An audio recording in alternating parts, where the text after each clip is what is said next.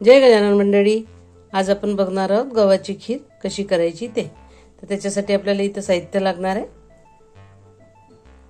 गहू लागणार आहे, गूळ लागणार आहे, साजूक तूप आणि थोडे ड्रायफ्रूट ऑप्शनल आहे. टाकले नाही तरी काही फरक नाही पडत. त्यात खोबऱ्याचे काप जरी असले तरी खूप छान लागते खीर. पारंपरिक रेसिपी आहे ही, जुनी आणि पौष्टिक.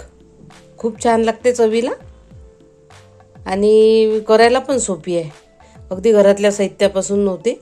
चला तर मग आता मी इथं रात्रभर भिजवलेले गहू आधीच भिजवून ठेवले.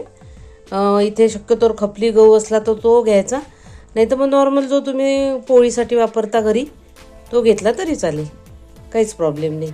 चव याची एकदम उत्तम लागते. चला तर मग आता कृतीला सुरुवात करूया. आता कुकरमध्ये गव्हाच्या तिप्पट चौपट पाणी घेतलेलं आणि त्याच्यामध्ये असे गहू टाकून घेतलेले आहे, बघू शकता तुम्ही. आता याला 7-8 शिट्ट्या तरी होऊच द्यायच्या, कारण की गहू शिजायला भरपूर वेळ लागतो. गहू काही लवकर शिजत नाही, त्यामुळे आपल्याला त्या शिट्ट्या करून घ्यायच्या.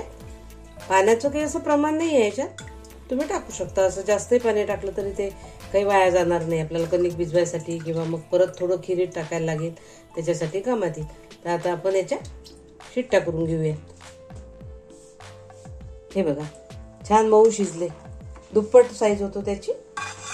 पण आता मी ते मिक्सरला काढणार आहे, मिक्सरला याची भरड करून घेणार आहे. रवीने होतात तसे, पण आपल्याला एकजीव पण करायची नाही आणि असा अख्खा गहू पण नाही ठेवायचा आहे. थोडी याची हे करून घ्यायची आहे, भरडसारखं. ते आपण आता करून घेऊया. ही अशी आपण आता गव्हाची भरड करून घेतलेली आहे. आपण ते कॉटनच्या कपड्यामध्ये बांधून ठेवला होता रात्रभर गहू, त्यामुळे त्याचा कोंडा ऑलरेडी निघालेला आहे. कोंडा तर काही नाही आहे त्याला, बघू शकता तुम्ही. ते खलबत्त्यात असे काढून थोडे पाखडून त्याचा कोंडा काढून घेतलेला आहे आणि असं आता मिक्सरला फिरवून घेतलेला आहे. त्याची अशी भरड केलेली आहे. आता आपण ही भरड तुपामध्ये भाजून घेऊया. या पद्धतीने जर तुम्ही कॉटनच्या कपड्यात बांधून खलबत्त्यामध्ये असं कुटलं किंवा मिक्सरला जरी थोडं फिरवलं तर त्याचा कोंडा इझिली निघून जातो. त्याला काही प्रॉब्लेम नाही येणार कोंडा निघायला. तर या पद्धतीने त्याचा कोंडा काढून घेऊ शकता तुम्ही. तर आता आपण कढई तापायला ठेवलेली आहे. कढईमध्ये टाकून घेऊया थोडं तूप. 2 टेबलस्पून तूप तर लागेल आपल्याला याला. आणि याच्यामध्ये घालूया आता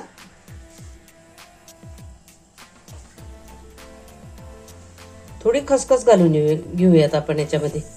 खसखशीची चव याच्यात खूप सुंदर लागते. आणि त्याच्यातच आपण जे व्हिडिओ दाखवले त्याप्रमाणे ड्रायफ्रूट टाकून घेऊया. आता हे थोडं परतून घेऊया.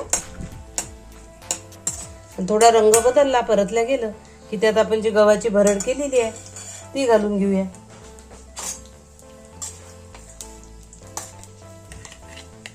या पद्धतीने झाली ती बघा. आता ती घालून घेऊया.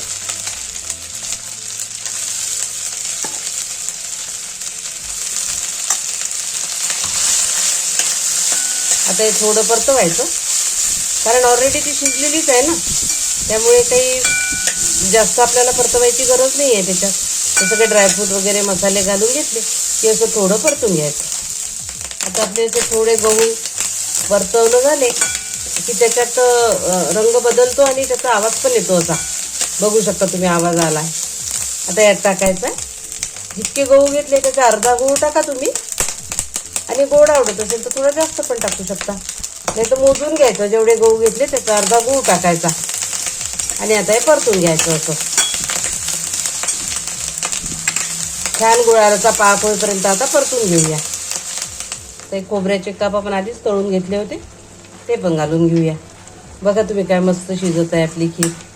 याची चव तर इतकी अप्रतिम लागते की एकदा केल्यावर तुम्ही परत परत करा. खूप सुंदर चव लागते आणि होते पण पटकन घरच्या साहित्यापासून. एक उत्तम प्रकारचं डेझर्ट म्हणून तुम्ही हे बनवून बघा आणि कशी लागली, कशी आवडली की नाही ते मला कमेंट करून सांगा. चॅनलला सबस्क्राईब केलं नसेल तर सबस्क्राईब करा.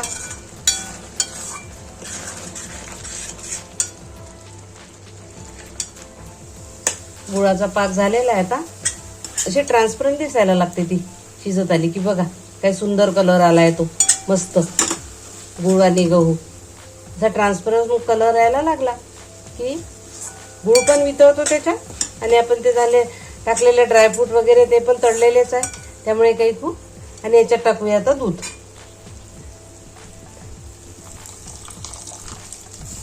साईसच जरी तुम्ही दूध टाकलं याच्यात तरी खूप छान लागते.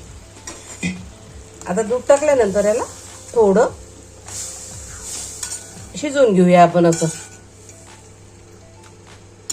शिजलेलेच आहेत आपले गहू तसे, पण थोडी शिजवली की ते गूळ दूध आणि गहू एकत्र होतात आणि खूप सुंदर चव लागते याची, अप्रतिम. आणि पौष्टिक पण असते हे.